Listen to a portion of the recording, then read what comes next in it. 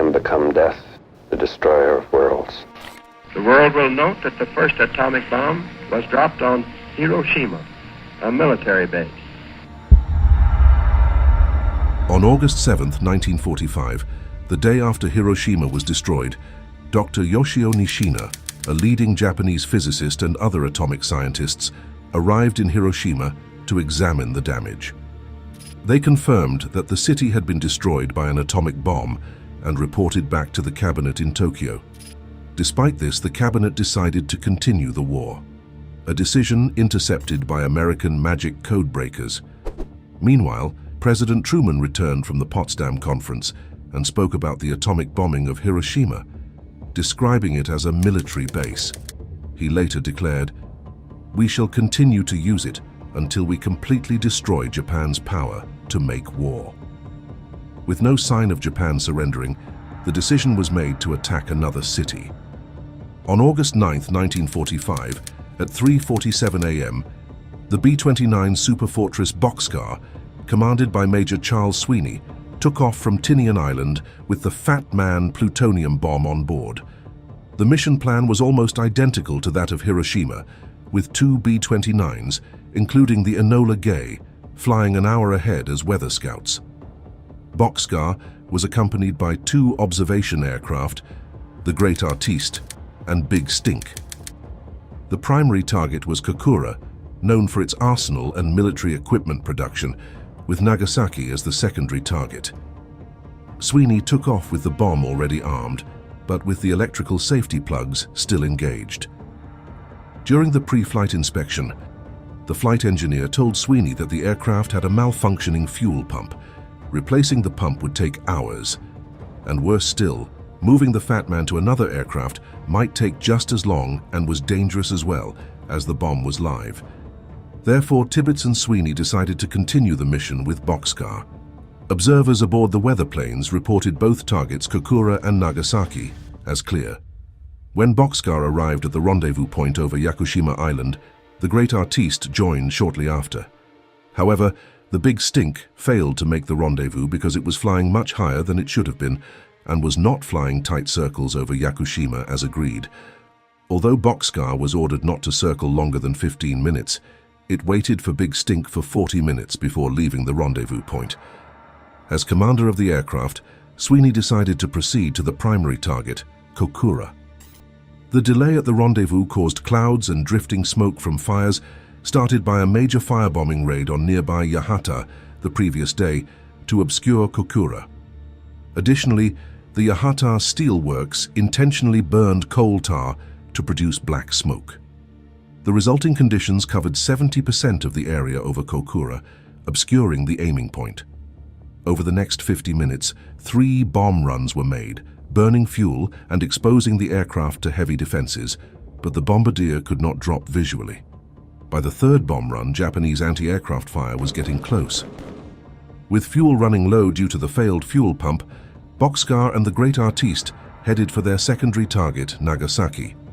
The term Kokura's luck emerged from this mission, highlighting how the city's obscured visibility due to weather and smoke spared it from the atomic bomb.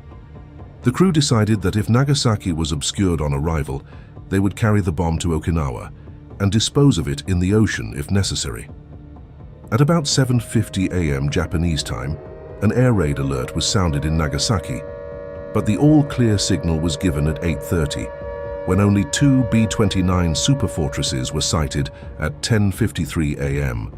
The Japanese assumed the planes were only on reconnaissance, and no further alarm was given. A few minutes later, at 11 a.m. Japanese time, the Great Artiste dropped instruments attached to 3 parachutes.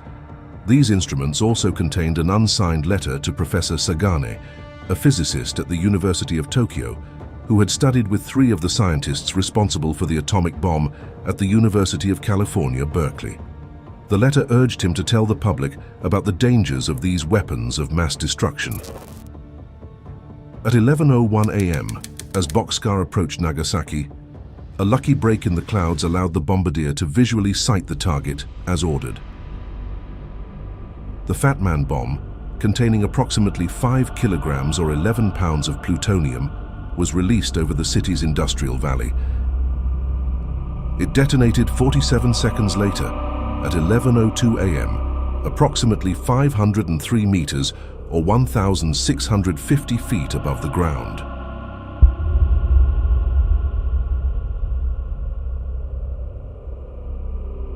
The explosion occurred almost directly over a tennis court, halfway between two significant industrial targets: the Mitsubishi Steel and Arms Works in the south and the Nagasaki Arsenal in the north. This location was nearly 3 kilometers or 1.9 miles northwest of the planned hypocenter. The blast released energy equivalent to 21 kilotons of TNT. Due to the geographical layout of Nagasaki, with the Urakami Valley acting as a natural barrier, a major portion of the city was shielded from the full force of the explosion by the surrounding hills. Nonetheless, the devastation within the blast radius was immense. The initial fireball created by the explosion reached temperatures of several million degrees Celsius, instantly incinerating everything within a 1-mile radius.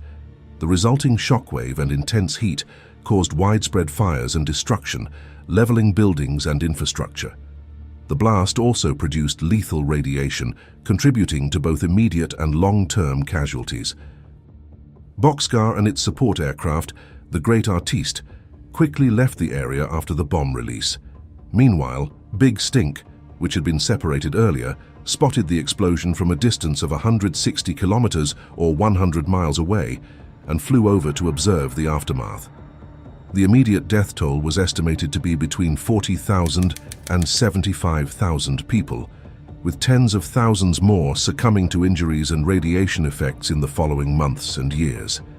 After the Hiroshima bombing, it is estimated that as many as 200 people sought refuge in Nagasaki, only to endure another atomic explosion.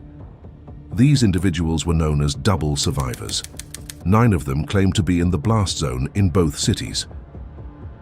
Tsutomu Yamaguchi was the first officially recognized survivor of both bombings. He was confirmed to be 3 kilometers or 1.9 miles from ground zero in Hiroshima on a business trip when the bomb detonated.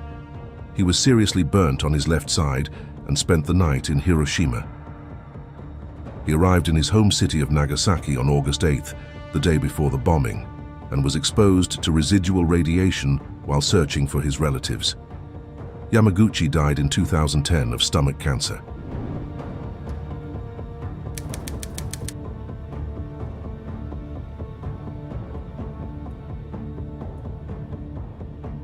Only hours before Boxcar took off from Tinian, Soviet Foreign Minister Molotov had informed Tokyo of the Soviet Union's unilateral abrogation of the Soviet-Japanese Neutrality Pact.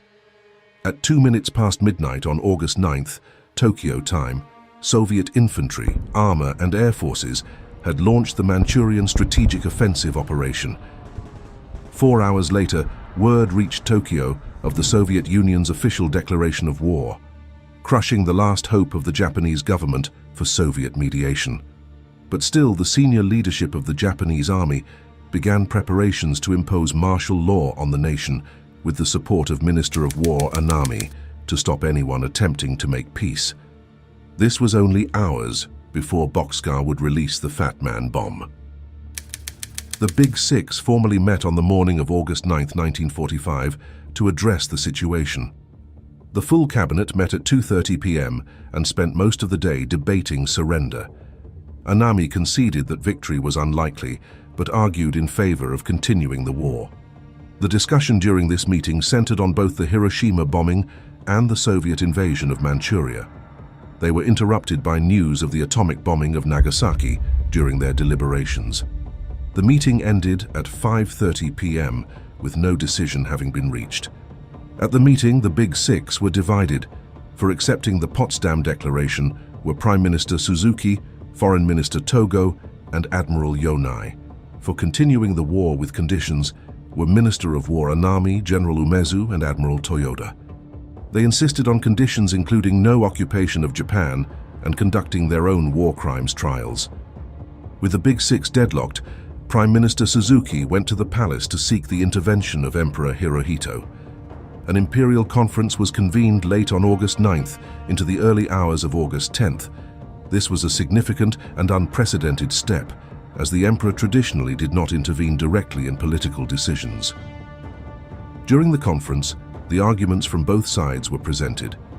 Ultimately, Emperor Hirohito expressed his desire to end the war, stating that Japan must bear the unbearable to prevent further destruction and suffering. He favored accepting the Potsdam Declaration with the sole condition of preserving Kokutai, the imperial institution. 深く世界の体制と帝国の現状とに鑑み On August 14th, Hirohito recorded his capitulation announcement.